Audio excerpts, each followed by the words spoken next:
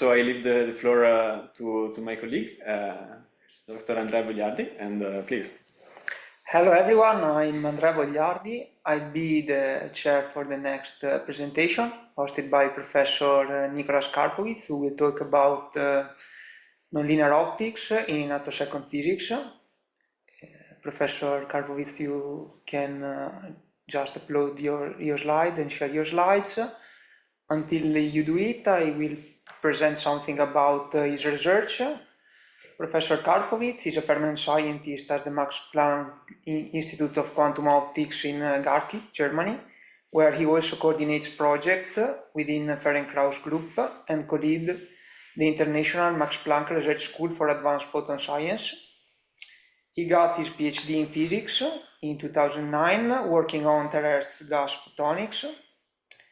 Before his current position, he was a senior scientist here in Italy at CNR Nanotech, and earlier a postdoc researcher and group leader at the MPQ.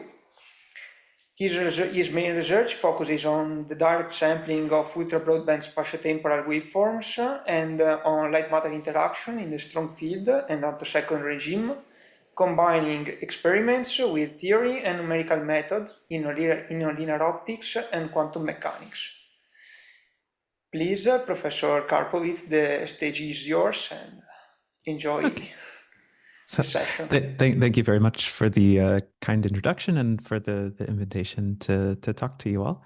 Yeah, so I'm going to talk about what we've been doing lately in my lab, focusing on the nonlinear optics code that I've open sourced in recent years, but going into first a little bit of the motivation of why I would do all of this programming. So first I'll talk a little bit about the science that we do, because I guess a lot of you aren't in the attosecond field. So I'll give a little bit of background on that, what we're interested in, what our motivations are, and then I'll get a bit into the code. All right, so I'm at the Max Planck Institute for Quantum Optics in Garching. So I'm working with Ferenc Krauss. He's the director of our division. So this was a couple of years ago in 2003. He won the Nobel Prize for all of this stuff. And so this is some of the people in my group here on the day that it was announced. We just sort of randomly took whatever glasses could hold some prosecco out of the cafeteria there, and I'll show some results from two of the students here. This is Emily Heinzerling, and this is Marco Dassi. Marco, by the way, is a graduate of the University of Padua. He's a PhD student with me now. And if you want to find out more about what we do, our website is attoworld.de. So because all of this stuff is now on this Nobel website, they made some nice graphics that I can just steal. So just to give you an overview of the sort of traditional attosecond physics, it tended to be based around high harmonic generation in gases. So the high harmonic generation process, just to give you a little picture of it, it was you take an atom, typically a noble gas atom, you use a strong laser field to tear an electron off of this atom. You photoionize it with a tunneling process, and this electron that you've released now gets accelerated in the laser field. So it accelerates away from the parent ion, and then the laser field is going to accelerate it back. And if it comes back, it has a probability of recombining with the parent ion, but it recombines with some excess energy, which it has to release in the form of a photon. The nice thing about this process is that everything is coherent.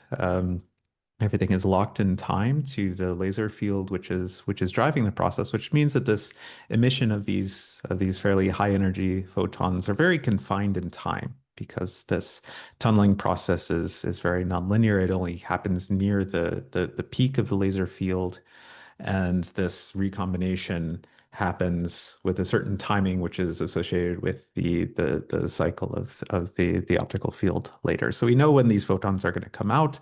They come out in one burst in the form of an attosecond pulse. So if you're not familiar with the timescales, an attosecond is 10 to the minus 18 seconds, so smaller than a femtosecond.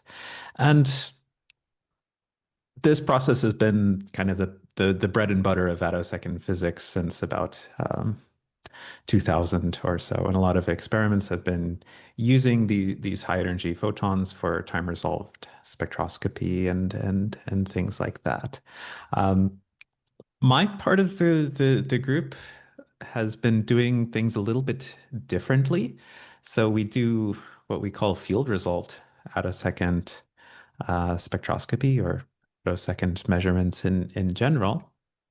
And here we use the fact that because we have these attosecond pulses or other attosecond processes, like I'll show some results in a bit, we can actually measure the electric field of light. So this was the first time that we were really taking this seriously. This was actually some years ago now, where the measurement process that we were using was called attosecond streaking. So I don't want to go into all of the details of this, but it's just an application of these attosecond pulses that we made. And you can use these attosecond pulses to read the electric field of light encoded in a momentum shift of an electron that you measure with just some time of flight spectrometer. Now we started using this as a way of just saying, okay, we can measure the electric field of light. What information does this contain? So we know from Maxwell's equations that changes in the electromagnetic wave can be induced by the presence of a localized current inside of a material. So if there's some sort of nonlinear light matter interaction going on, the motion of charge carriers that we might induce inside of material, of course, has to be reflected in changes in the electromagnetic field. And then we thought, well, if we can measure changes in the electromagnetic field, can we go back and actually get a time domain picture of the motion of the carriers that were inducing all of these changes? So this was kind of a simple example of this in this was just a quartz plate. And we can send our light pulse through this plate at a high and a low intensity and look at how the waveform changes. So in this case, the waveform that's showing green was passing through the sample at low intensity. The pulse that you see in red was passing through at high intensity. And you see in the low intensity region of this pulse before the main peak, there's not much difference in the waveform. But in the high intensity region, there's a temporal shift. And this temporal shift is dominated mostly by the optical Kerr effect. So the light is changing the refractive index of the medium. This leads to a phase shift, and we see this encoded in the electric field here. So there's not too much exciting in that. It's just the Kerr effect causes a refractive index change, which causes the phase to change. But by taking this process a little bit more seriously, putting it inside of the nonlinear wave equation, which I'll focus a little bit more on in a few slides once I start talking about nonlinear optic simulations, we can just take the equations that we use for nonlinear light propagation and rearrange them such that we take two things that are our observables, so two electric fields, and we can express this as a change in electric field. I do a Fourier transform here to put it in the frequency domain. But this change in electric field, I can now say, well, I can get the nonlinear polarization out of this. So the nonlinear polarization that was going on inside of the medium is now an experimental observable. And using this nonlinear polarization as an experimental observable combined with the fact that the electric field is an observable, we can write an equation in this form, which is the energy exchange between the light field and the material, which just depends on two things. So the electric field that was driving the whole thing and the time derivative of the nonlinear polarization. And the time derivative of a polarization is just current. So this is just saying that field times current is power, or power density. And so we can actually track as our light pulse goes inside of the medium. It wasn't actually just doing care effect, it was exciting carriers inside of the material, and we can actually see the absorption process happening in real time inside of the medium. So cycle by cycle or even sub-cycle, we can see how energy is going into and actually coming back out of the medium as the field and the electrons interact with one another. And we thought that this stuff was pretty cool. And really the limits to it were, well, what is our time resolution and what is our signal to noise ratio? And we've been working on making these things better. And a lot of it just comes down to getting shorter, more broadband optical pulses. So this is one of our more recent results. So this was basically Amelie's PhD thesis, and the paper came out a few months ago. Well, now more than a few months ago in March.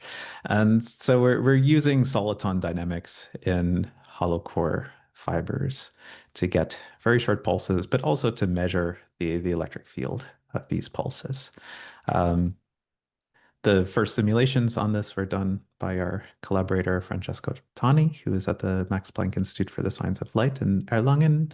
He's now moved to University of Lille in France.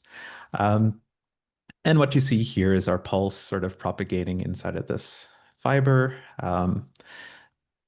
By soliton, we just mean that there is a compensation of a nonlinear phase by the linear phase inside of the fiber. This is all controllable through the geometry of the fiber, the pressure of the gas. In this case, we were starting with a pulse that was already fairly short. We let it go through the fiber, it gets even shorter. And just how much shorter was quite difficult to measure. So we have to detect the electric field of this waveform. And we have to actually keep it short after the fiber. So all of this was happening inside of a chamber, which is in vacuum. Inside the fiber, it was 10 bar of helium. So 10 bar of helium inside of a vacuum chamber is sort of a difficult situation, but Emily managed to do all these measurements.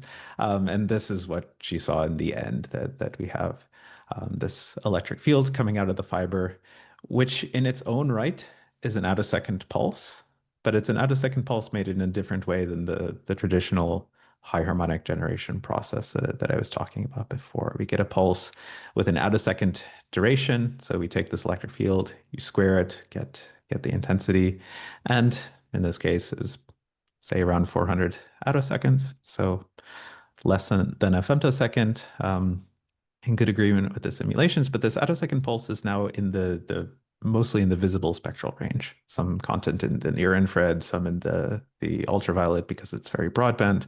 But it's in this nice range where there are a lot of interesting interactions that we can look at. So it gives us a chance to do attosecond physics in a very different photon energy range, which for a lot of things will be interesting. And we can also isolate, say, an ultraviolet pulse using the right reflective stuff.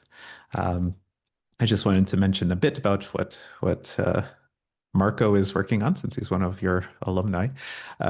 So he's using the same process in a bit more optimized setup, using just a single hollow core fiber for this.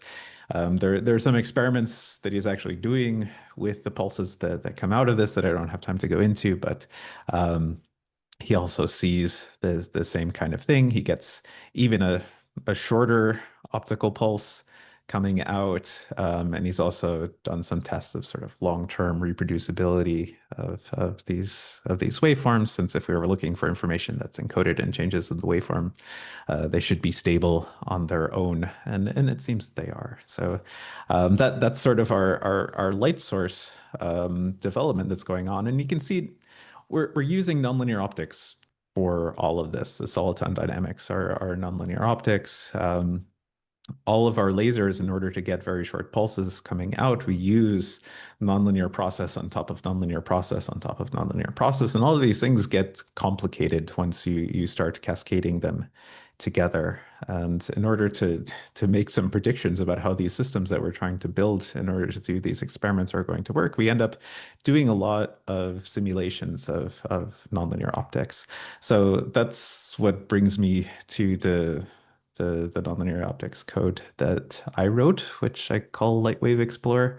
And the idea was to, instead of for each experiment, write a bit of code to try to simulate just that experiment, to build up a base of code that we trust for one type of nonlinear optics experiment and reuse as much as we can in order to simulate everything else that we do, such that we're kind of constantly revalidate revalidating the simulations that we do when we try something new. And when we introduce a new crystal, we can check, okay, are these parameters that I found in literature consistent with the other parameters that I found in literature? And then once we do that, then we can keep using this crystal. So it's a way of allowing us to build up our knowledge in a consistent way of how to make predictions of how these systems are going to interact.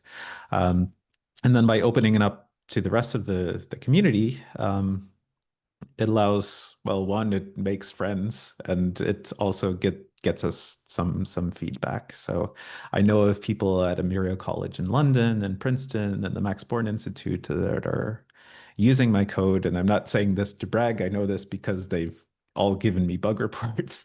And so I've found this actually quite a nice process. So the code itself is I can talk a little bit more about that later.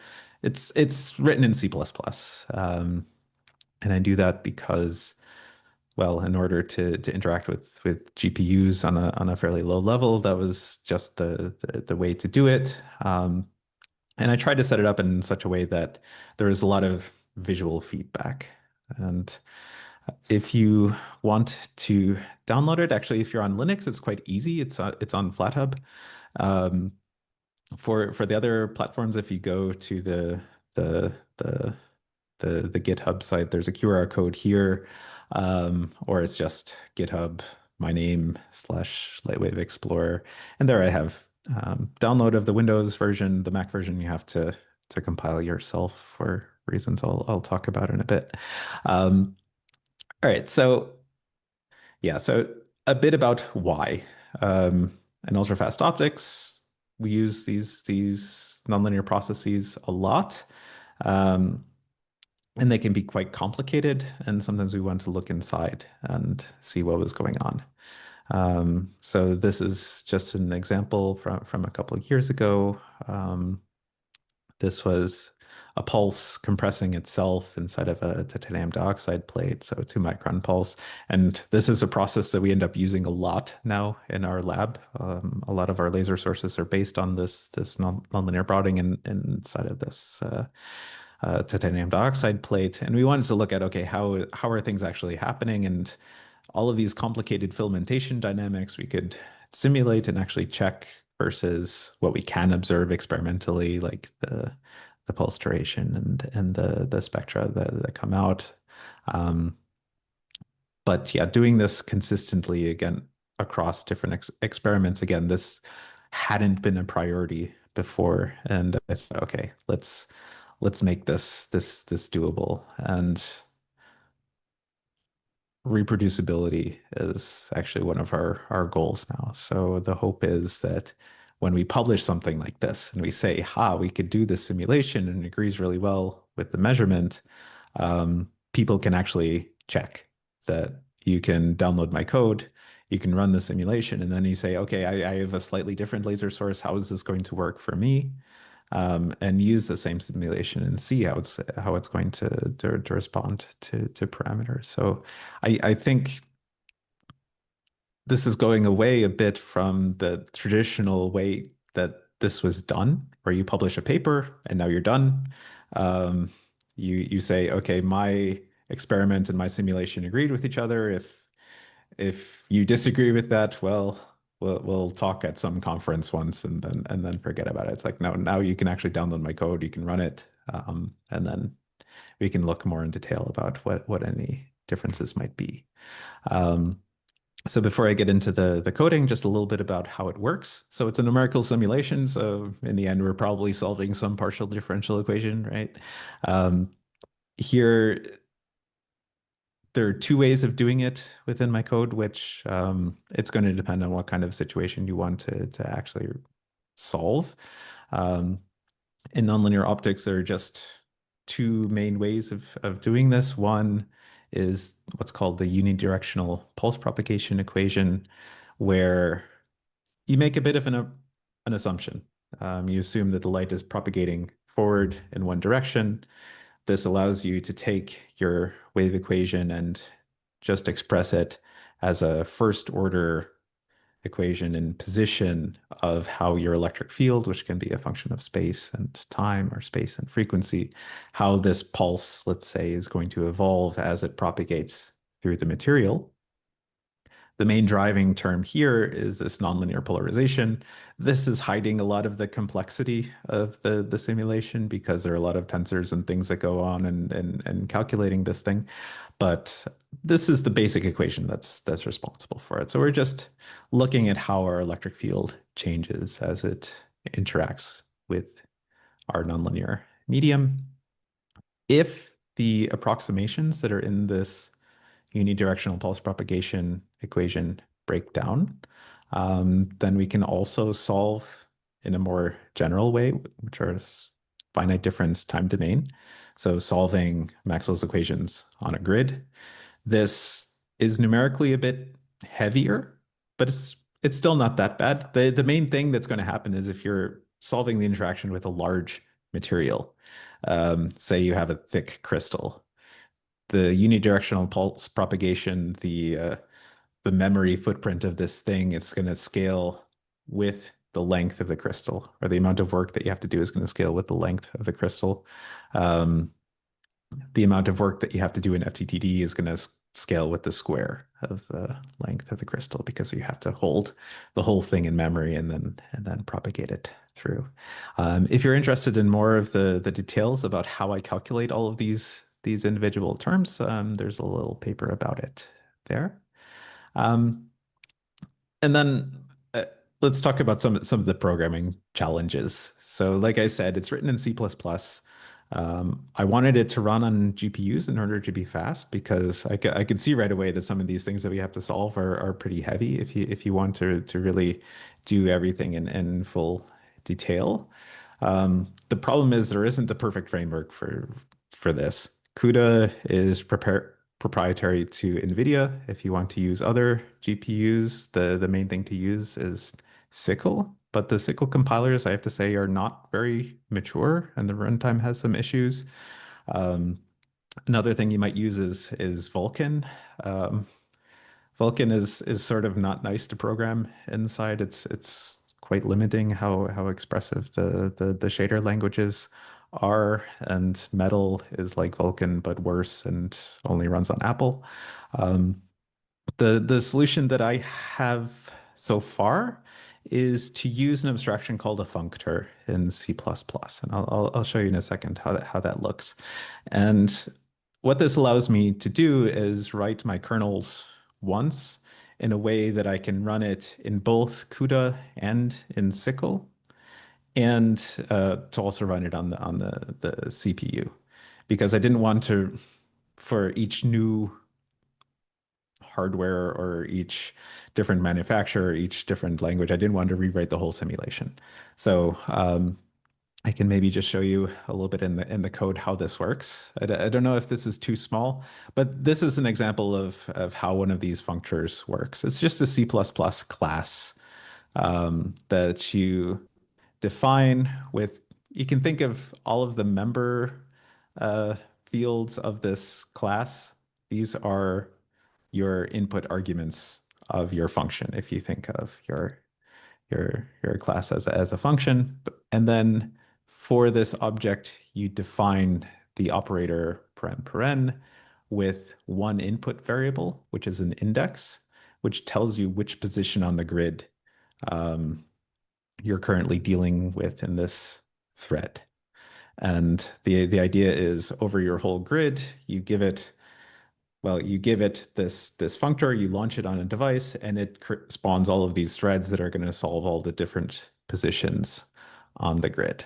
And once you define an object like this, I just have different wrappers that actually, as a zero cost abstraction, will run this in CUDA as a CUDA kernel, or in SYCL in a SYCL parallel for loop, or in OpenMP on a CPU as a OpenMP parallel for loop.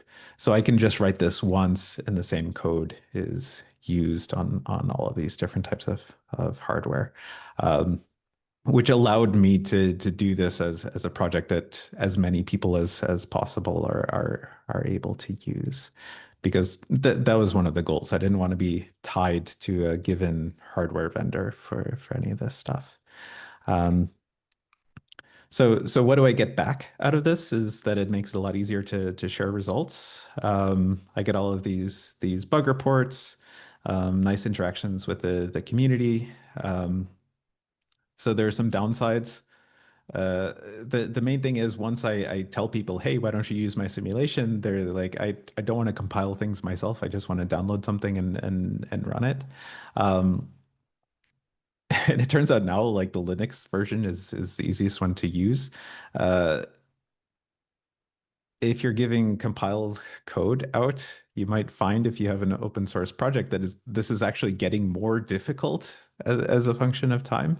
Microsoft and especially Apple are enforcing what's called code signing, which in principle is a good idea. It gives you some cryptographic signature to know, okay, has this code been modified or not? The problem is who controls the signing certificates. Especially Apple will only accept their own certificates, and the only way to do this is to pay them a yearly subscription, which is kind of annoying, especially if you're just trying to give out your code for free. Now, trying to make something fairly general, there is always more ideas than there is time to implement them. And of course, once you make something, you have to maintain it. And things break, not just by me. I break things myself all the time, but then I can fix them easily. But sometimes operating systems break things too, and then you have to go back and fix them. So it's a bit of a commitment. And then when I add features, I have to make sure that I'm not breaking other people's work at the same time. So that can lead to a bit of frustration, but in the end, I found it to be worth it. And I thought, I'm not sure how much time I have, but I could show just a simple example of how it works. So this is the main simulation here. I'm worried that it's a little bit small on your screen, but this is an example of solving. This is an optical parametric amplifier. This is something that we use quite a lot. So you can see there's a lot of colorful things happening on this plot, and for me, visual feedback is very important. And especially, for example, if I want to change one of these parameters, say the pump pulse energy of the OPA, I can do this, and then in the results, I can just move around this slider and see how things change as I change the pump pulse. You can see how this thing is saturating and all of that, and it gives sort of visual feedback of how the modes of this OPA are going to work. Now, there isn't enough time to give a full tutorial of it on how all of this works, but I want to give one example of how things can go wrong. So I have a student who actually just finished his master's thesis, and he was using my code, and he was very perplexed by some results that he was getting. And I mean, he knew that, okay, it's a numerical simulation. I have to look for convergence. And often you look for convergence versus like your different step sizes. You make the step size smaller. based on the order. Most of the things in here are fourth order, so they just kind of snap into place once you get a good parameter range. But he didn't think to check not the step size, but the grid size. And in this sort of configurations, let's see if I make my grid size half as big, you can see something absolutely crazy is going on here. And this is because the light is hitting the grid in a way that you might not be expecting. I actually have a periodic boundary, and now light is showing up where it physically can't. And in this situation, it's kind of obvious, but in other situations, it's not. So this is one of the dangers with releasing code to the public is I know the limitations, I know the assumptions, but other people might not. And this is always one of the things why I try to make good tutorials on how to use the code, because I mean it makes me look bad too, right? If crazy results are coming out. So I'm trying to avoid crazy results, but I mean, you find when you release your code to the public that they find all of the little corners of the crazy results that you weren't expecting to find. So that's what one of the challenges you have to deal with.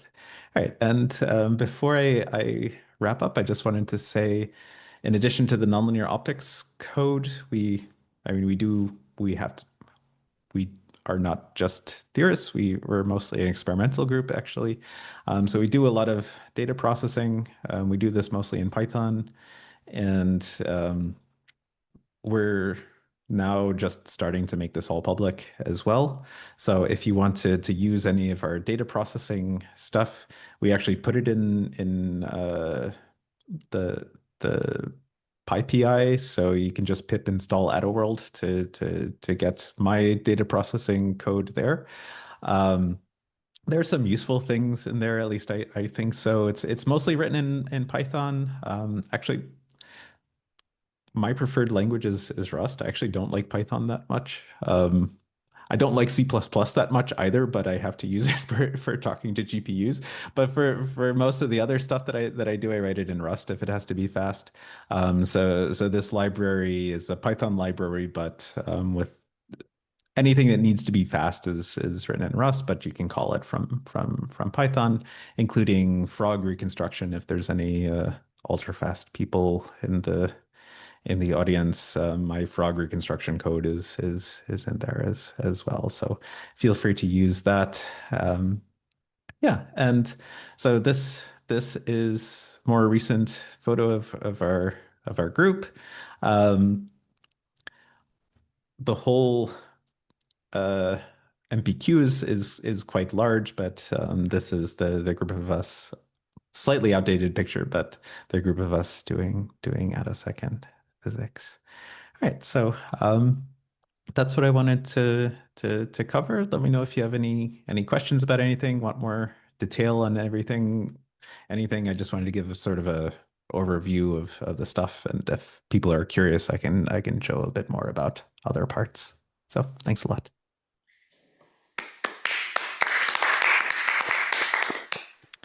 Thanks a lot, Professor Karpowicz, for the very nice, impressive and inspiring talk.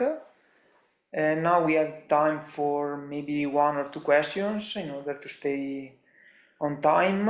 We have a question from the audience concerning the GPU implementation, and it's about why not abstraction library like Alpaca implementing for the GPU implementation. Okay, yeah. So there are some abstraction libraries. Actually, the way that I do it, it ended up being quite similar to how another one called Cocos does it. Um, I just sort of did it organically myself. So I started writing in CUDA, and then I decided, okay, I want to write it on another thing. And it's like, okay, I just came up with my own abstractions to just sort of preserve my own code. If I was starting over from scratch, I probably would have used an abstraction library. But actually, once you get in the habit of expressing your kernels as functors, which is also what Cocos does, using Sickle or CUDA, you just have to write a small wrapper like the actually I can just show you how this looks in my code. So just for different devices, like to run one of these functors on the CPU, there is just a device launch function, which here there are some if defs and all that. So just I do it in slightly different ways on Windows and Apple and those, but in the end, you just have some template function. So for whatever type of functor you have, you just send it in. So one of these wrappers for each different device, like for example, if I want to do it in Sickle, this device launch function is quite compact. Like this is the whole thing to launch a kernel in Sickle.